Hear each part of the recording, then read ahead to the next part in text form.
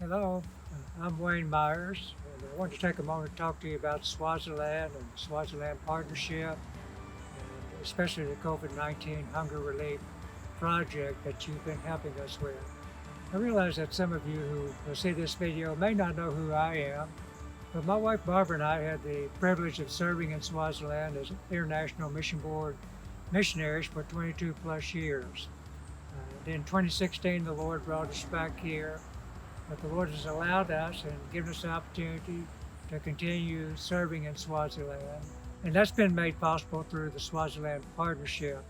The Swaziland Partnership began in 1996 when the pastor of First Baptist Church Washington came with some other pastors, and a partnership was formed and started. Next year, in 2021, that will be 25 years of First Baptist Washington sending teams every year for 25 years to Swaziland.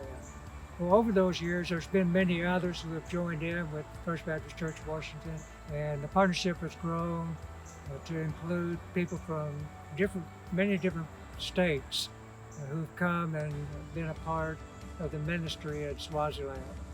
So we're just so grateful and so thankful for that partnership.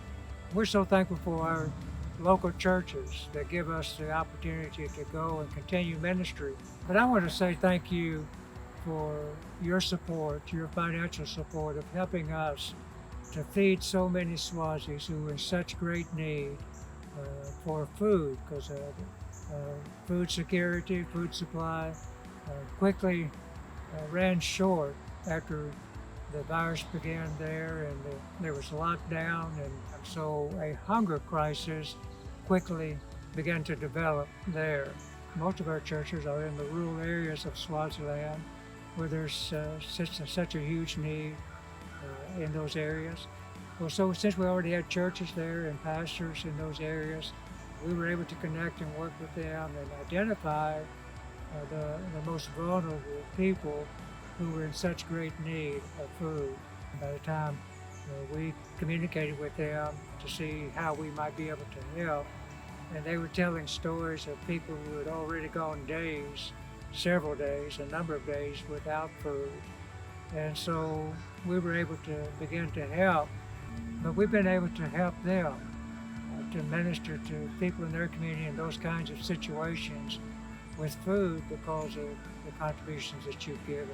And we could never say enough thank you to you, or give enough thanks to you for how God has touched your heart and helped us to help those in such great need. Some of the stories that have come back from the pastors also tell us that, the people there are just so amazed at how we care for them and how we love them. And they themselves, they look at the news and they know that America is struggling as well with the virus, and they're asking themselves, how can we help them when we also are struggling with the virus here? So God's just working on both sides of the ocean to help those in need. And so as the pastors go out, they're helping them with physical needs by giving them food, helping them with the food that we can. But they're also sharing with them the gospel, which is the most important thing. Yes, they need food, and we're glad that we can help them, but they need the gospel. And the pastors are taking the gospel to them, they're praying with them, they're telling them about Jesus as they share the food with them. And we're just praying that down the road, we'll see many or hear stories about many who are coming to Christ as a result of us coming to them and touching their life or meeting a need in their life at a critical time.